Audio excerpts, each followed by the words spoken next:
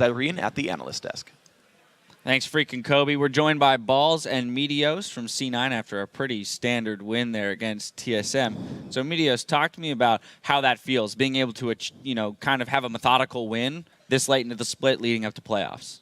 Oh, this one definitely was huge for us because if we lost this, it would have been really hard for us to get top 2 and get that bye in the playoffs, which is huge. We've had it the past 2 splits, but wasn't secured this split. Still not totally secured. We still have to play well tomorrow, but it definitely feels good to beat TSM. I was really nervous going into the match because it's really one of the biggest matches we've had to play in a while, so it feels good to win.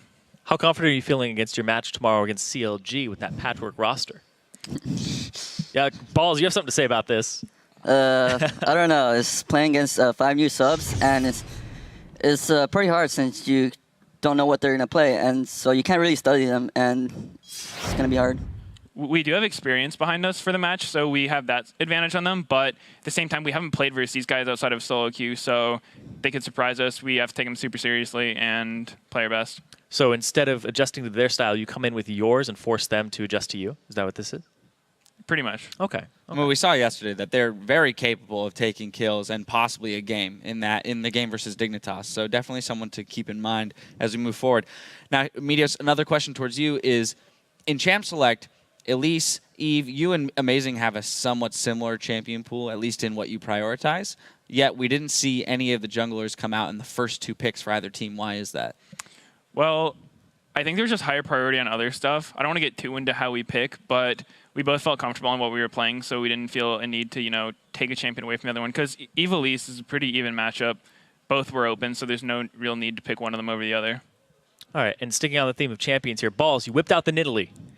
Excluding your 2 victories on Nidalee, she's 1-4 in the LCS currently since the rework of her.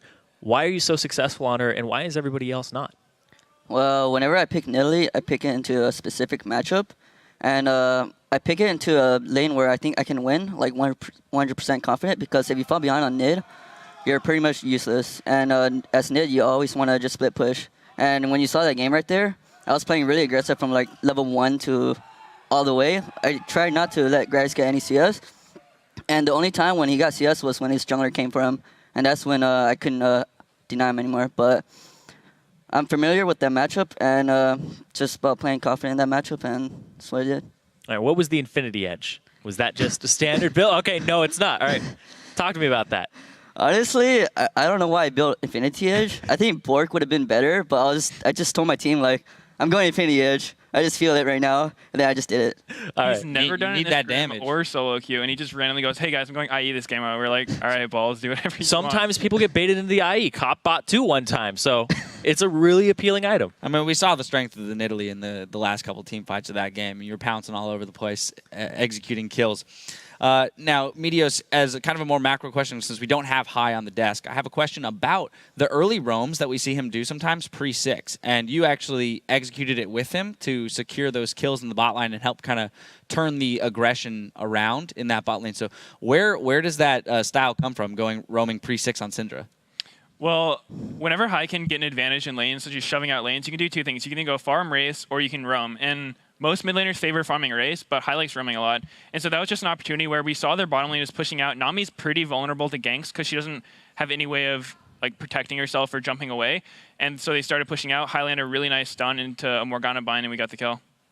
All right, and I actually want to pull a replay up here. It's 23 minutes in. Highs ends up getting a double kill. Lemon ends up going down, and this happens on TSM's red side. So talk to me about this. You guys are poking back and forth and then eventually get some kills. What's the communication like? Balls, help me out with this. I'm just sitting top lane right now. I can probably explain it better. Yeah, All right, I let's think go for Meteos should do this. Let's get you on this game one. was basically just a battle for vision control. And at this point, I think me and Lemon both didn't have any wards, and we tried to clear out that bush. And we had to wait a while because we had to wait for someone else to come over and trinket it. And so Lemon kind of got caught a bit. They knew they were really behind, so they had to make a play. So the entire time we're just, waiting for them to make their play, and that's when they went for it. They killed Lemon, but then High, just played him out of his mind and got 2 kills back.